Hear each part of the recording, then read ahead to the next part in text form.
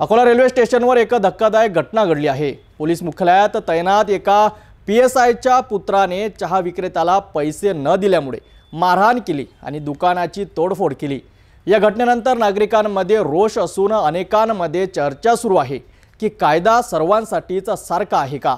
Akola railway station परिसरात चहा विक्री करणाऱ्या एका तरुणावर पोलीस मुख्यालयात तैनात एका पीएसआयच्या पुत्राने मारहाण केली। ही घटना दिवाळीच्या रात्री घडली, जेव्हा चहा विक्रेत्या पीडिताने चहाचे पैसे मागितले।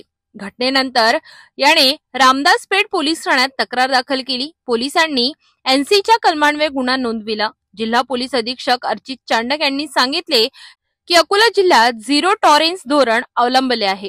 दहशत पसरविणाऱ्या आरोपींविरुद्ध कठोर पावले उचलली जात आहेत आणि त्यांना इशारा देण्यात येतोय की कायद्याच्या चौकटीत राहावे। मात्र नागरिकांमध्ये चर्चा सुरू आहे की पोलीस अधिकाऱ्यांचा पुत्र असल्यामुळे आरोपीवर फक्त नाममात्र कारवाई होत असल्याचे वाटते। कायद्याची कडेकोड अंमलबजावणी सर्वांसाठी समान असणे आवश्यक आहे, असे लोकांचे मत आहे।